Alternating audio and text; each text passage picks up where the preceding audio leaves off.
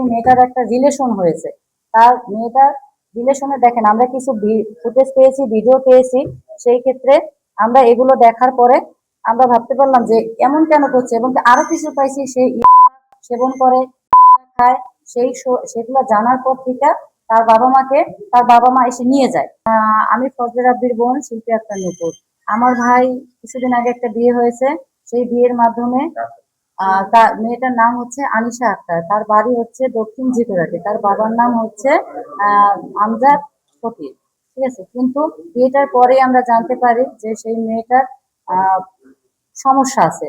কারণ কি, মেয়েটা যখন বিয়ে করে আসে তখন আমার ভাইয়ের সাথে কোনো রকম কোনো সম্পর্ক করতে দেয় না, কোনো রকমের সম্পর্ক পাচ্ছে না। এবং কি মেয়েটা শুধু অসুস্থর ভান ধরে, মানে মাথা কামড়ানো শুরু করে।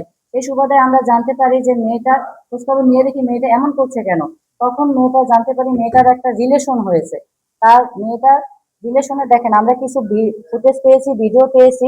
সেই ক্ষেত্রে আমরা এগুলো দেখার পরে আমরা ভাবতে পারলাম যে এমন কেন করছে, এবং আরো কিছু পাইছি সেই সেবন করে, গাঁজা খায়। সেগুলো জানার পর থেকে তার বাবা মা এসে নিয়ে যায়। নিয়ে যাওয়ার পরে তার বাবা মা এই সুবাদে তাকে শাসন করার উদ্দেশ্য করে সে নিছে।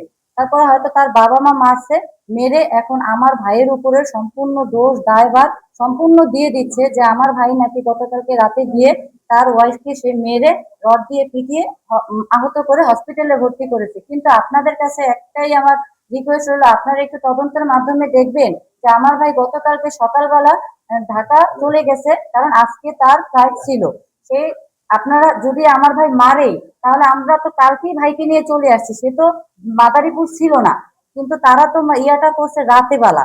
তো এখন এর জন্য এই সম্পূর্ণ দায়ভারটা আমাদের উপরে চাপিয়ে দিচ্ছে, এবং কি মিথ্যা হয়রানি আমার বাবা মা এবং আমাকে এর মামলার আসামি করার জন্য তারা প্রস্তুতি নিচ্ছে। এখন তারা যৌতুক মামলা দিচ্ছে 10 লক্ষ টাকা। স্যার, আমার একটাই অনুরোধ, আমাদের সরজমিনে গিয়ে দেখবেন আমাদের কোনো কিছুর অভাব কিংবা কোনো কিছু নেই। তাহলে আমরা কেন তার কাছ থেকে আমরা 10 লক্ষ টাকা যৌতুক নেব? আমরা তো 10 ভরি গহনা দিয়ে তাকে আমরা আনছি। তার বাড়ি থেকে একটা সুতাও দেয়নি, এটা গ্রাম্য এলাকার সবাই জানে। এবং কি যে রায়বার ঘটক সে পর্যন্ত জানে, তার স্থানীয় লোকেরাও জানে যে সম্পূর্ণ ভালো একটা জায়গায় দিয়ে দিছে, একটা সুতাও দিতে হয়নি। তাহলে কেন আমরা তার কাছে যৌতুক চাবো? আপনারা একটু সংবাদ সম্মেলনের মাধ্যমে আপনারা একটু গিয়ে তদন্ত করে সঠিক যে সিদ্ধান্ত হয় আমাদেরকে সেই বিচারটা করে দিবেন। আপনাদের কাছে এই বিষয়টা নিয়ে আসছি আমরা।